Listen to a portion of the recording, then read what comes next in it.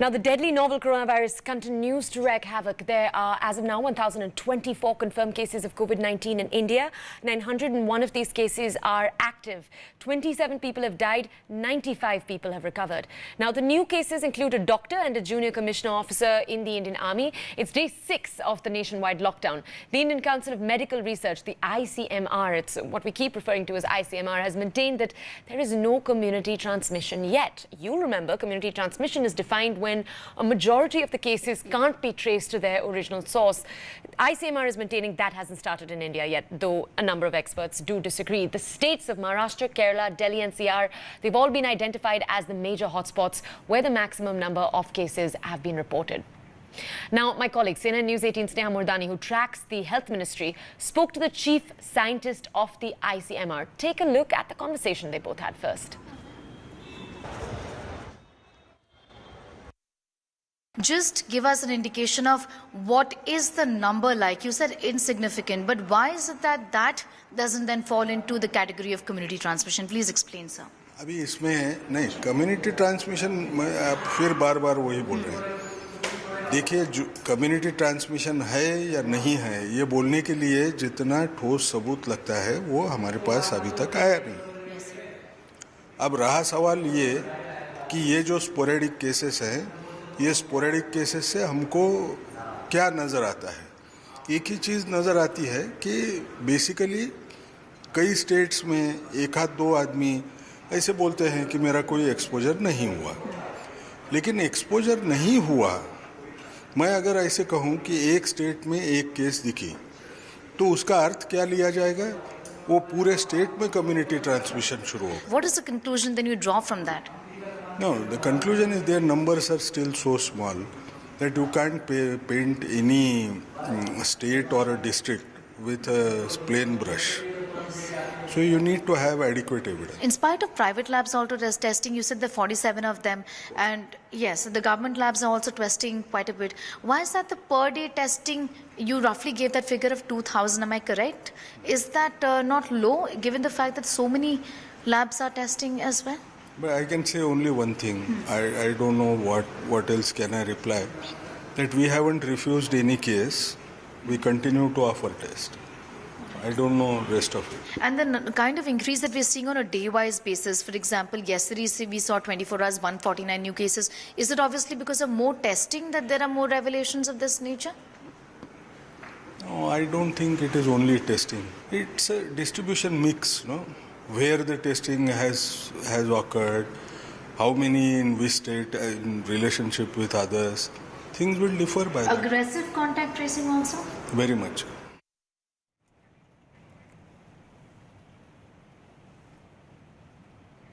Three colleagues of mine are with us this morning to bring us updates from across the country. We have Radhika, she's with us live from Mumbai. Purnima is with us live from Chennai. And Amit Singh is with us live from Patna this morning to bring us updates. Now, I'm going to go over first to you, Purnima. You're, of course, with us in Chennai. Purnima, some stunning numbers coming in from Chennai. 17,000, more than 17,000 people arrested by the police. 11,000 vehicles detained. This is just in the last 4 days. Tell us a little bit more about what the police is doing right now to contain traffic. I also just want to share with audiences, I think it's in Chennai that there was the coronavirus helmet-wearing police officer that went viral. Tell us a little bit more about police efforts in these last few days. Well, as you were rightly saying, there are different initiatives taken by the police officers. Some of them are giving punishments like asking people to do squats. Some of them are seizing the vehicles. Different teams at different checkpoints are giving different kinds of punishments. But one interesting and one thing that went viral was a police officer wearing a corona-like helmet to convey the message about why people should stay indoors, why venturing out for the next two odd weeks is important to contain the spread of virus. So this is something that the police officers are doing. Some of them are trying to sing songs to convey a message about coronavirus, and they are also using songs related to superstar Rajnikant. So different kinds of police officers are doing different things. There are police officers at checkpoints. Thousands of cases have been registered against those violating the lockdown, and also their vehicles have been seized. So clearly police officers doing round-the-clock monitoring of the situation here to ensure that people don't step out. Some of them are splashing water with turmeric water. So different punishments are given to ensure that people stay indoors, considering that during the lockdown phase, some of them venturing out do not have valid reasons, and police officials think that stern punishment would help them understand the significance of why it is important to stay indoors. So that's why you see different viral videos from Chennai as well doing the rounds. So far, 50 positive cases have been registered across Tamil Nadu. 5 have recovered, 1 died. So this is the update from Tamil Nadu. On the other hand, the lockdown continues. Only essential services are made available for the people, and police officials trying to monitor the situation and contain the movement of vehicles and public movement on the roads. Back to you. Purnima, stay with us. Thank you for bringing us that picture from the ground. I'm now going to go over to our colleague Radhika, who's with us live from Mumbai. Radhika, 2 parts to this question. First, obviously, could you bring us, Maharashtra and Mumbai in particular's most updated numbers, because it obviously has been a city in focus over the last few days. But also, Maharashtra and Mumbai, again in particular, are a migrant hotspot. It's a migrant center.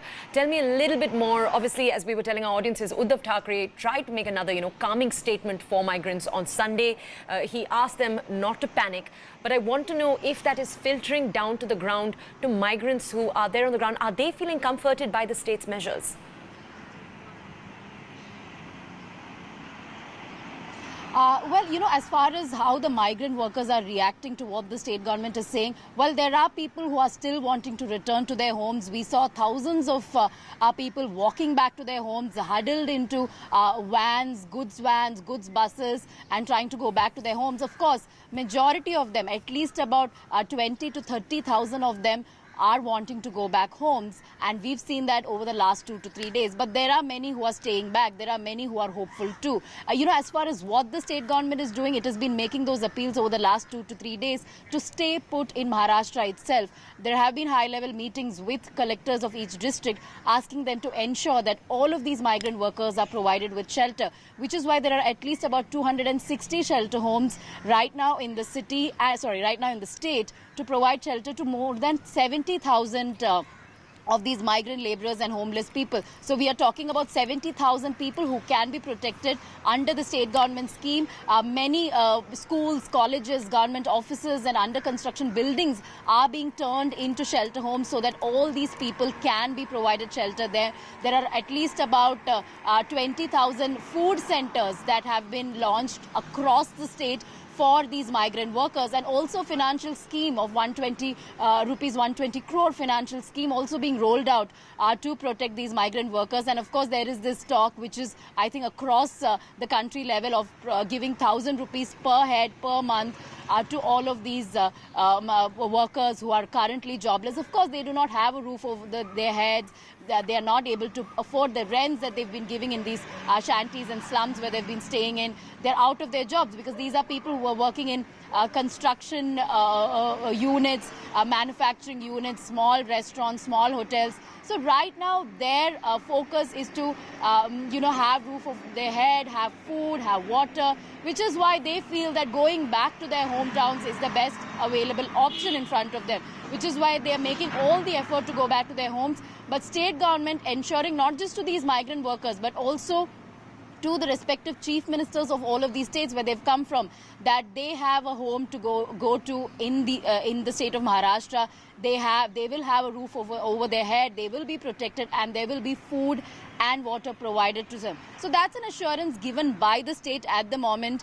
Some of them are staying back. Some of them are still making that journey to their hometowns in Gujarat or in Rajasthan. So that's also being witnessed. We also saw just about 5-6 days back the exodus that we witnessed in the CST station, thousands of them thronging to get into that last train to go back to their hometowns. Yes, right now they are left with no choice. The borders are sealed at the moment. So therefore the government's appeal to stay put in Maharashtra itself and that they will be protected. As far as the numbers in Maharashtra is concerned, it stands at 203 positive cases. Mumbai being the largest with more than 80 positive cases.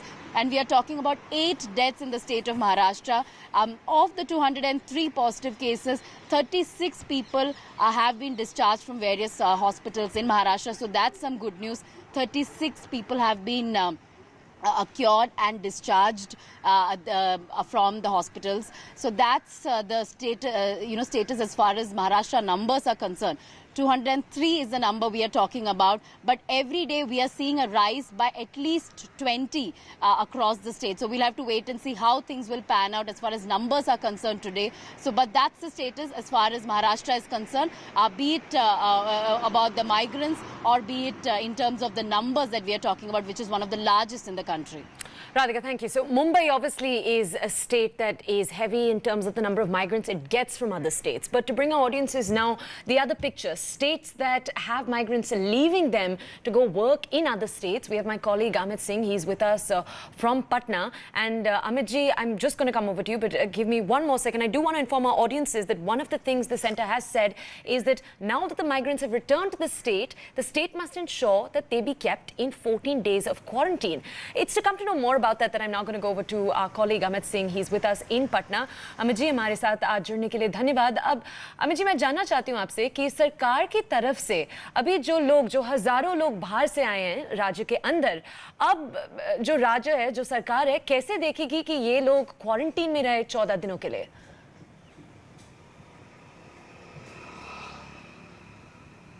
देखिए, सरकार के लिए एक बड़ी चुनौती है और बड़ी चुनौती इस मायने से है क्योंकि हज़ारों लाखों की संख्या में जो लोग बिहार से बाहर या तो फिर मजदूरी करते हैं, दिहाड़ी मजदूरी करते हैं और या किसी भी अपने रोजी रोज़गार के लिए वो बाहर में है, देश के कोने कोने में है, उन लोगों को सही सलामत आपको बिहार के बॉर्डर तक लाना है। बिहार के बॉर्डर पे तमाम जो बिहार की जो सीमाएं हैं वो सील कर दी गई हैं। तो सरकार के लिए एक बड़ी चुनौती है। सरकार एक्शन में भी है। हम बार बार इस बात को इसलिए कह रहे हैं क्योंकि मुख्यमंत्री नीतीश कुमार लगातार बैठकें कर रहे हैं और इस पे नज़र है, अपने अधिकारियों के साथ सीधे संपर्क में हैं और इस पे नज़र है कि जो लोग बिहार के सीमावर्ती इलाके पे पहुंच रहे हैं, बसों से पहुंच रहे हैं, उन लोगों को उनके गांव तक पहुंचाना है सही सलामत। पहले स्क्रीनिंग हो रही है, जो बॉर्डर जहां पे है वहां पे स्क्रीनिंग हो रही है तमाम लोगों की। उसके बाद वहां से गांव जब जा रहे हैं तो वहाँ जो जिला स्कूल है या जो भी कॉलेजेस हैं या सामुदायिक भवन हैं,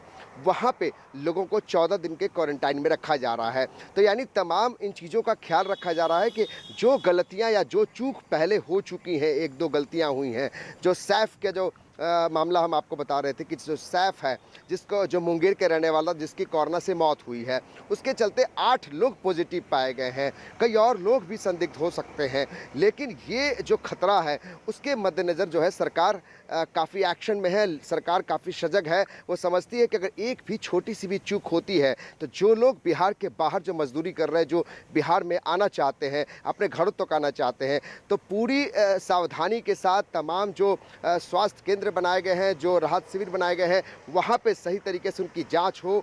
अगर वो जांच में वो निगेटिव पाए जाते हैं तब भी उनको 14 दिन के क्वारंटाइन में रख के उसके बाद ही उनको घर भेजा जाएगा। तो सरकार इस बात को लेकर आश्वस्त करना चाहती है लोगों को। जो आपदा प्रबंधन विभाग है वो लगातार तमाम जो 94 राहत शिविर बनाए गए हैं, केंद्र बनाए गए हैं, वहाँ पे मॉनिटरिंग कर रहा है। कई जगहों पे लोगों को खाने की व्यवस्था की जा रही है। लेकिन सबसे महत्वपूर्ण और सबसे जो बड़ी जानकारी है वो ये है कि जो भी बिहार से बाहर के जो लोग हैं, वो जो बिहार आना चाहते हैं, सरकार ने बहुत अच्छी कोशिश की है और नीतीश कुमार ने न सिर्फ जो नोडल ऑफिसर तमाम जो राज्य में हैं उनसे सीधे संपर्क में है, बल्कि तमाम जो बड़े अधिकारी हैं वो लगातार इस कोशिश में हैं। अमित जी हमारे लिए वो जानकारी लाने के लिए धन्यवाद. Of course, Radhika, thank you so much for joining us. Purnima, thank you also for joining us and bringing us those stories from across the country. The next few days and the next few weeks are of course going to tell us more about how the state has coped with this and how migrants have fared, how they felt in these last few days. Now, the Ministry of Home Affairs on its part has suspended 2 senior Delhi government officers. It's also served a show cause notice to 2 others for what it's calling serious lapses in duty during the ongoing lockdown. There was, as you already know, over the weekend a large-scale exodus of migrant workers from Delhi after the announcement of the lockdown. Now, this posed obviously a serious threat to the issue of community transmission. A Home Ministry spokesperson said that the officers prima facie failed in their duty to ensure strict compliance to the lockdown instructions. Hence, they endangered the health of the public. Meanwhile, concerned over immigrant movement that can cause a community spread, the centres asked state governments and union territory administrators to seal all state and district borders. All state governments have also been directed to build temporary shelter homes.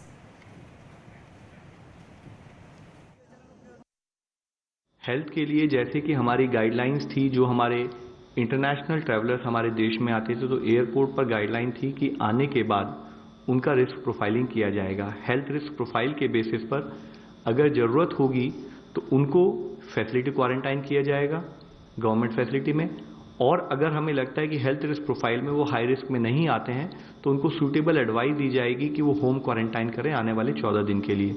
इस तरह की direction already states को दी जा चुकी है। Essential supplies भी maintain हो रही हैं, परंतु जैसा आप सबको पता है देश के कुछ भागों में माइग्रेंट वर्कर्स का मूवमेंट देखा गया है और इस कॉन्टेक्स्ट में स्टेट्स और यूटीज को स्ट्रिक्ट निर्देश जारी किए गए हैं कि वे डिस्ट्रिक्ट और स्टेट के बॉर्डर्स को इफेक्टिवली सील करें। शहरों के बीच में और हाईवेज पर लोगों का मूवमेंट ना हो, सिर्फ गुड्स का मूवमेंट हो। It has to be a multi-pronged approach. On one hand, you have to generate awareness. On the other hand, you have to also enforce these measures in the best possible way that you can do. My colleague Arunima is with us. She tracks the MHA. She's with us live this morning to bring us more on this. Arunima, thank you so much for joining us. Arunima, two questions for you. The first, could you detail for us how the officers against who action was taken, how they were connected to what we saw take place across the capital, what their direct connection to it was? Could you also explain for us when the centre has come out and when the Union Ministry has said that now all borders should be sealed in districts and in states for the 14-day quarantine that they're planning or they've said should be put down by states? Who is going to enforce that and how is that going to be carried out in states where millions, lakhs and lakhs of people have returned?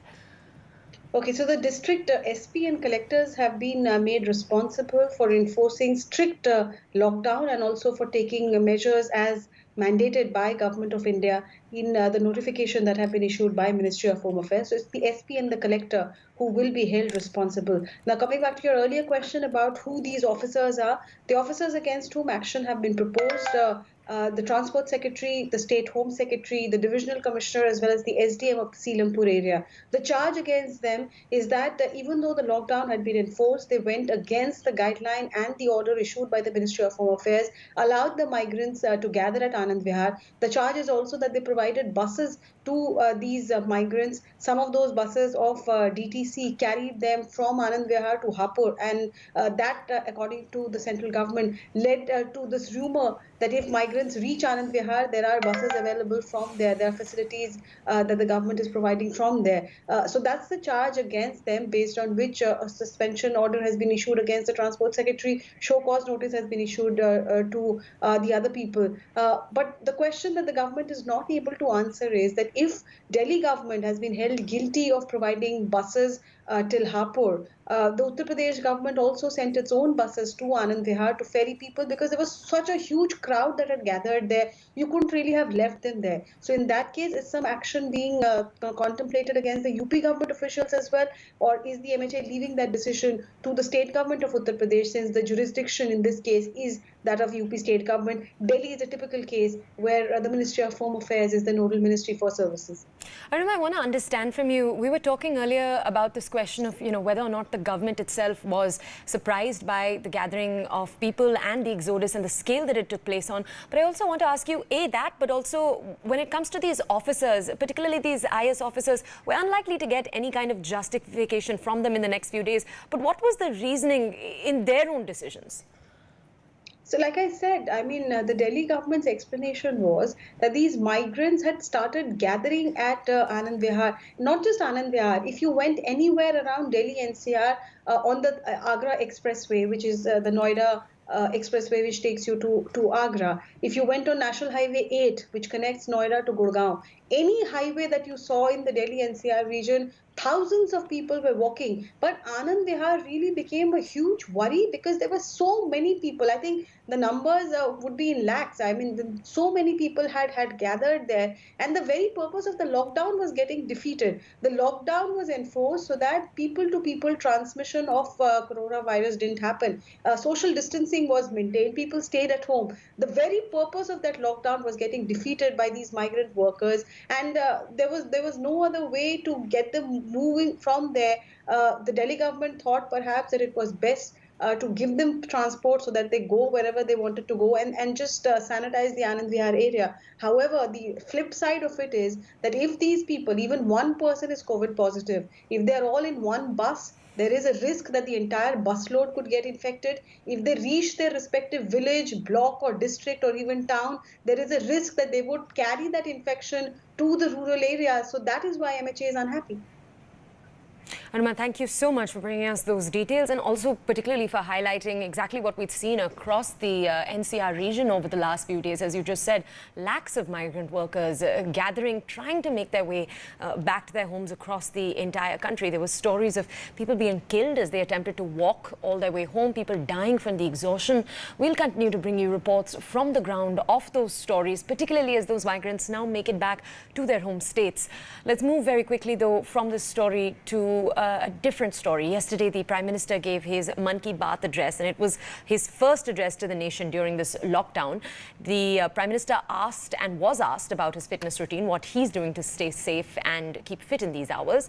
And the Prime Minister very much in that relation today shared animated videos of simple yoga asanas that everyone can do at home. I think so. All of this was obviously in an attempt to encourage Indians to embrace yoga and to stay fit. 17 videos were shared in 24 different languages for the benefit of everyone who wants to learn the Prime Minister's fitness routine. Now, my colleague Payal Mehta is with us this morning. She's our special correspondent. She's here with us to bring us more. Payal, what these videos make clear is that there's obviously been a lot of effort poured into them when it comes to, just animating, but also putting together something that can be seen by citizens of all ages. So an obvious effort coming in from the government at this time and from the Prime Minister at this time. He's been a big advocate of yoga so far, right?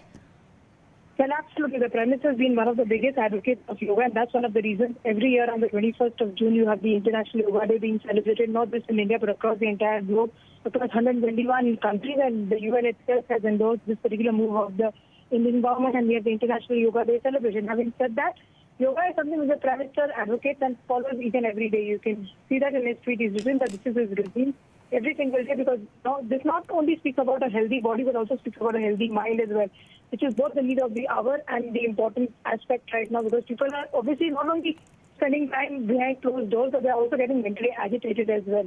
So to calm their nerves also, yoga is extremely critical, and that's the reason the Prime Minister put out those series of tweets and put out those series of videos through his Twitter handle as well, which will tell you how to practice yoga. The important aspect of yoga is that you can do it within the four walls of your house. You don't have to establish any physical contact with anyone, and you can do it all by yourself. It's not like, it's not like a group exercise that you have to keep doing, or it's not like hitting the gym where you have to actually step out of your house. So obviously, right, so obviously that's the reason the Prime Minister is advocating for this. Thank you so much for bringing us those details. That tweet obviously just came out a few minutes ago. Now, that is all that we have for you here on the Morning News. Thank you so much for watching the show. Remember to please keep washing your hands and taking all the necessary precautions that you can. Thanks for joining us here on CNN News 18.